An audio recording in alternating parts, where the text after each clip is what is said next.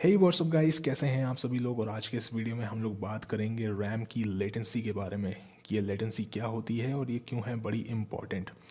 तो देखिए क्या होता है कि जैसे रैम है, रैम में फ्रीक्वेंसी का ज़्यादा होना ज़रूरी होता है स्पीड के लिए, और लेटेंसी का कम होना ज़रूरी होता है। अगर फ्रीक्वेंसी ज़्यादा होगी, लेटेंसी कम होगी तो रैम अच्छा परफॉर्म करेगी। लेकिन अगर फ्रीक्वेंसी ज़्यादा होने के साथ साथ लेटेंसी भी ज़्यादा होगी तो रैम ज़्यादा फ्रीक्वेंसी होने के बावजूद भी अच्छा परफॉर्म नहीं करेगी, स्पीड आपको नहीं देगी। अब बहुत सारे लोग ऐसे होते हैं जो लेटेंसी के बारे में बिल्कुल भी नहीं जानते, वो फ्रीक्वेंसी देख के रैम खरीद लेते हैं। और ऐसा इसलिए होता है क्योंकि जो कंपनीज़ हैं वो लेटेंसी को ज़्यादा हाईलाइट नहीं करती, लेटेंसी के बारे में ज़्यादा बात नहीं करती, फ्रीक्वेंसी को ही हाईलाइट करती हैं। ये उनका मार्केटिंग करने का तरीका है कि हम फ्रीक्वेंसी की ही बात करेंगे कि ये देखो हमारी रैम की इतनी फ्रीक्वेंसी है। बस लेटेंसी कहीं छोटी सी लिख दी जाती है, रैम पे कोई स्टिकर चिपका दिया जाता है, या जहाँ पे रैम के स्पेक्स लिखे होते हैं वहाँ पे भी लेटेंसी कहीं छोटी सी ऐसे ही लिख देते हैं, उसको हाईलाइट ज़्यादा नहीं करते। इससे क्या होता है कि कस्टमर जो है एक ऐसी रैम खरीद लेता है जिसकी फ्रीक्वेंसी तो बहुत हाई है लेकिन वो अच्छा परफॉर्म नहीं करती क्योंकि उसकी लेटेंसी भी बहुत हाई है। तो एक अच्छी रैम वो होती है जिसमें लेटेंसी कम हो, फ्रीक्वेंसी हाई हो। अब बहुत सारे लोग ये लेटेंसी टर्म का मतलब नहीं जानते होंगे कि लेटेंसी का मतलब क्या होता है। तो पहले मैं लेटेंसी का मतलब थोड़ा सा समझा दूं, फिर मैं रैम की लेटेंसी के बारे में बात करूंगा। सो बात करते हैं कि लेटेंसी क्या होती है।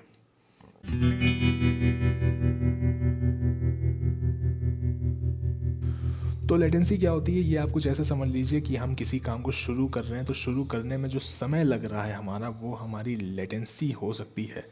या फिर हमारे काम करने में जो डिले हो रही है वो हमारी लेटेंसी हो सकती है। किसी प्रोसेस को होने में जो डिले हो रही है, बीच में जो डिले आ रही है, जो समय ज़्यादा लग रहा है, वो हमारी लेटेंसी हो सकती है। एग्ज़ाम्पल के तौर पे मैं यहाँ से किसी को फ़ोन कर रहा हूँ और मैं फ़ोन पे बोलता हूँ हेलो। तो मैंने यहाँ पे हेलो बोल दिया, लेकिन मैंने जिसको कॉल लगाई है उसे तुरंत मेरे बोलते समय हेलो नहीं सुनाई देगा। मैं यहाँ पे हेलो बोलूँगा और उसको 3-4 सेकंड बाद सुनाई देगा। क्यों? क्योंकि ये नेटवर्क की लेटेंसी है। नेटवर्क में जो है मेरी आवाज़ को थोड़ा देर में वहाँ पहुँचा रहा है। अब एक एग्ज़ाम्पल और लेते हैं। अगर आप लाइव क्रिकेट देख रहे हैं टीवी पे, तो जो क्रिकेट चल रहा है वहाँ पे, जो स्टेडियम में जो क्रिकेट चल रहा है, आपको एग्जैक्ट वो क्रिकेट नहीं दिखाया जाएगा, आपको जो है 6 सेकंड लेट क्रिकेट दिखाया जाएगा। यानी कि अगर आपने ये देखा कि क्रिकेटर ने जो है एक शॉट लगाया ऐसे, तो वो शॉट जो है 6 सेकंड पहले ऑलरेडी लगा चुका है वो स्टेडियम में, लेकिन आपको जो है थोड़ा 6 सेकंड का डिले दिखाया जा रहा है। ऐसा इसलिए क्योंकि जो कैमरे से, जिस कैमरे से वो रिकॉर्ड कर रहे हैं, वो उसे प्रोसेस कर रहा है, फिर वो उसे एक जगह सेंड कर रहा है, फिर वहाँ से जो है और प्रोसेस हो रही हैं, फिर वो आपके चैनल तक आ रहा है। तो यहाँ पे क्या है कि आपको एग्जैक्ट लाइव वो चीज़ नहीं दिखाई जा सकती, मतलब पॉसिबल नहीं है। आपको 6 सेकंड या 7 सेकंड का डिले ही देखने को मिलेगा। तो ये हो गई लेटेंसी। ऐसे ही लेटेंसी रैम में भी होती है। रैम में क्या होता है कि हम यहाँ से डेटा यहाँ पे भेज रहे हैं, और जिस स्पीड से भेज रहे हैं वो है हमारी फ्रीक्वेंसी, यहाँ से यहाँ पे। लेकिन इस डेटा भेजने की प्रोसेस को स्टार्ट करने में कितना टाइम लग रहा है, वो होती है लेटेंसी। तो हमारी रैम पे जो लेटेंसी लिखी रहती हैं वो 4 प्रकार की लेटेंसीज लिखी रहती हैं। एक होती है कैश लेटेंसी, CAS या CL लेटेंसी करके भी लिखी रहती है, जो सबसे पहली होती है, और वो लेटेंसी बहुत इंपॉर्टेंट होती है।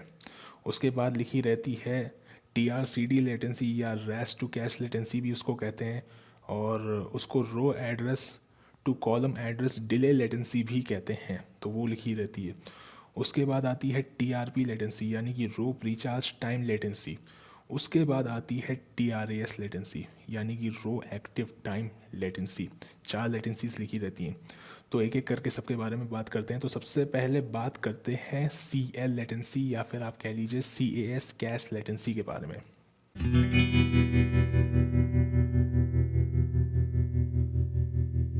अब CL लेटेंसी क्या होती है, इसमें जो है इसका नाम होता है कॉलम एड्रेस स्ट्रोक। इसमें क्या होता है, डेटा जिस कॉलम में है उसका एड्रेस जाता है मेमोरी में, उसके बाद ऑपरेशन स्टार्ट होता है। तो इस बीच में जो डिले होता है क्लॉक साइकिल्स का, यानी कि जितनी लेटेंसीज लिखी रहती हैं वो क्लॉक साइकिल्स में लिखी रहती हैं, उस क्लॉक साइकिल के डिले को ही हम कहते हैं कैश लेटेंसी या CL लेटेंसी। डिले जितना कम होगा उतना ही अच्छा रैम परफॉर्म करेगी, और ये बहुत मेन लेटेंसी है। एग्जाम्पल के तौर पर अगर थोड़ा सा आसान शब्दों में मैं समझाने की कोशिश करूँ तो ये कुछ ऐसा है कि प्रोसेसर ने रैम से बोला कि मुझे ये ऑपरेशन ला के दो, मतलब ये चीज़ मुझे ला के दो, तो रैम उसको ये चीज़ ला के देगी।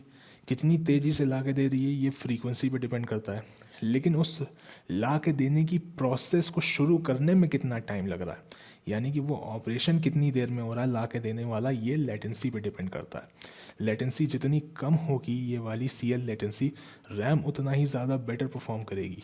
तो यहाँ पे लेटेंसी का कम होना बहुत ज़रूरी है और फ्रीक्वेंसी का बहुत होना, मतलब हाई होना ज़रूरी है। तो ये मेन लेटेंसी है बेंचमार्क्स वगैरह में, ये CL लेटेंसी या इसको कैश लेटेंसी भी बोलते हैं, यही चेक करी जाती है, इसी के ही बेंचमार्क्स लिए जाते हैं। तो अब बात करते हैं रैश टू कैश लेटेंसी की, या फिर आप कह लीजिए TRCD लेटेंसी।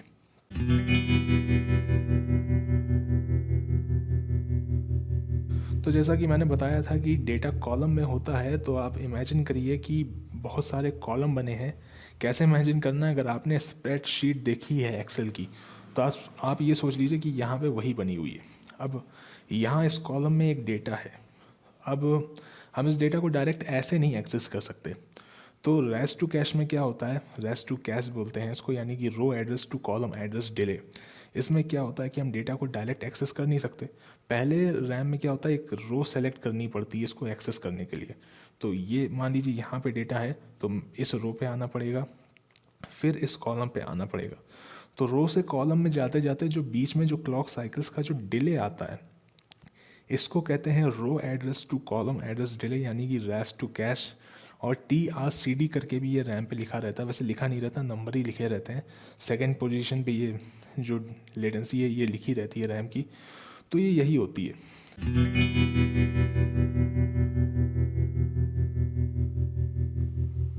तो रो प्रीचार्ज टाइम जो है, इसमें क्या होता है कि अब प्रीचार्ज का मतलब होता है रो को बंद कर देना, अगर आप आसान शब्दों में समझना चाहते हैं तो। और इसमें होता क्या है इस प्रोसेस में कि एक नई रो खुलती है, तो नई रो खोलने के समय जो क्लॉक साइकिल खर्च होते हैं, यानी कि जो क्लॉक साइकिल का समय लगता है, वही होती है हमारी रो प्रीचार्ज टाइम लेटेंसी, यानी कि TRP लेटेंसी। तो अब बात करते हैं हमारी लास्ट लेटेंसी के बारे में, जो कि है TRAS लेटेंसी, यानी कि रो एक्टिव टाइम लेटेंसी।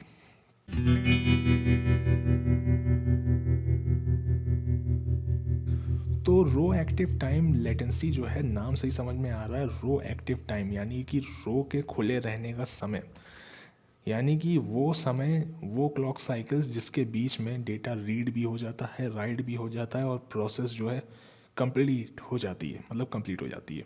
उसके बाद इसके ऊपर प्रीचार्ज की कमांड फिर चल जाती है। तो उस बीच के क्लॉक साइकिल को कहते हैं रो एक्टिव टाइम लेटेंसी, यानी कि जितना भी समय ले रहा है रीड और राइट करने में, वो जो क्लॉक साइकिल खर्च हो रहे हैं बीच में, वो जो टाइम लग रहा है, उसे कहते हैं रो एक्टिव टाइम लेटेंसी, यानी कितनी देर तक रो एक्टिव रहती है।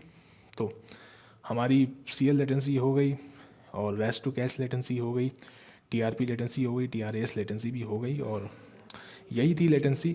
अगर आप नहीं समझ पाए तो बस आप इतना समझ लीजिए, किसी भी ऑपरेशन को स्टार्ट करते समय जो समय खर्च होता है, रैम के केस में जो क्लॉक साइकिल खर्च होते हैं, वही होती है लेटेंसी। और पहली लेटेंसी जो है ज़्यादा इम्पॉर्टेंट होती है, क्योंकि उसी के बेंचमार्क्स वगैरह लिए जाते हैं। और लेटेंसी, कितनी लेटेंसी है ये आप ऐसे पता कर सकते हैं कि जो कैश लेटेंसी है, CL लेटेंसी, उसको मल्टीप्लाई कह रहा हूँ, उसको आप डिवाइड करिए रैम की फ्रीक्वेंसी से और मल्टीप्लाई कर दीजिए 2000 में, तो जो रिज़ल्ट निकल के आएगा वो लेटेंसी इन नैनो सेकेंड्स निकल के आएगा, यानी कि जो भी आंसर निकल के आएगा वो नैनो सेकेंड्स में होगा।